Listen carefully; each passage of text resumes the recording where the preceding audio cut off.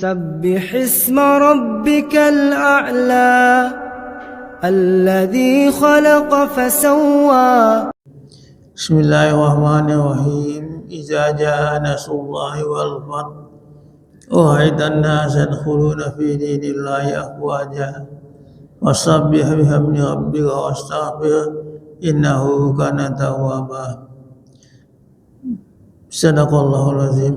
Bila telah datang pertolongan Allah, maka kamu akan melihat manusia berbondong-bondong memasuki agama Allah. Bertasbihlah kamu memujinya dan minta ampunlah padanya.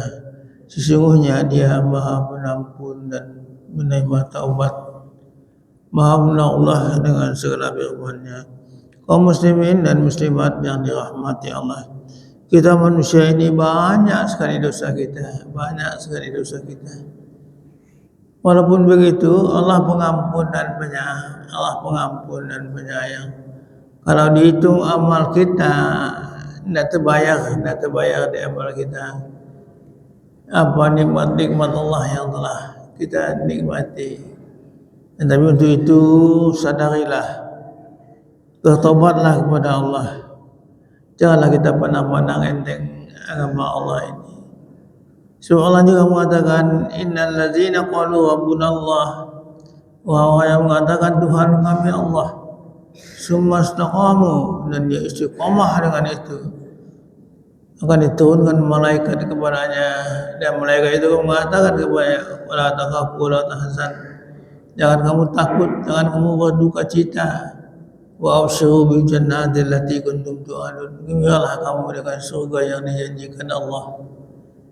Jadi untuk itu kita harap sekali, bukan kerana amal kita, tidak, amal kita tidak ada apa-apanya, tapi kerana Allah itu paham, menerima taubat dan penyayang. Seorang sayangnya dia hamba-hamba yang tidak mungkin dia akan merendam kita di neraka nanti, kalau kita ini hamba-hamba yang disayangi oleh Allah Subhanahu wa taala. Jadi kita perlu sekali mengingatkan, innal ladzina qalu rabbuna Allah, orang yang mengatakan Tuhan kami itu Allah, summa istaqamu, kemudian dia berpegang teguh dengan perkataannya itu, insyaallah. Jadi kita di akhir-akhir Ramadan ini perbanyaklah ibadah kita kepada Allah Subhanahu wa taala. Kerana sebentar lagi kita akan tinggalkan Ramadan. Kalau fikir-fikir ibu bapa mungkin menangis kalau fikir Ramadan. Ramadan nanti entah bersubuh lain tidak lagi.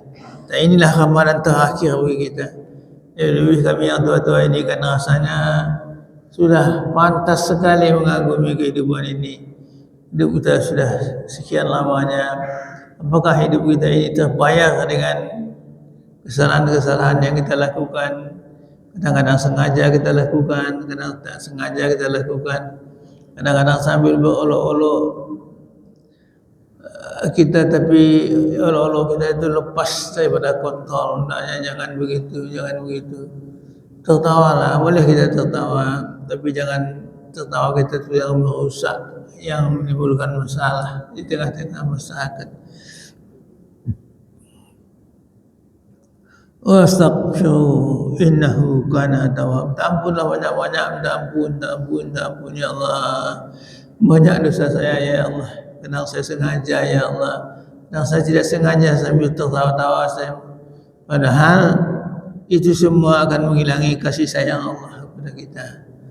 Dan jangan bagaimanapun kita bergembira, berbahagia, tapi janganlah berbahagia itu yang akan menghilangkan atau mengurangi kasih sayang Allah kepada kita.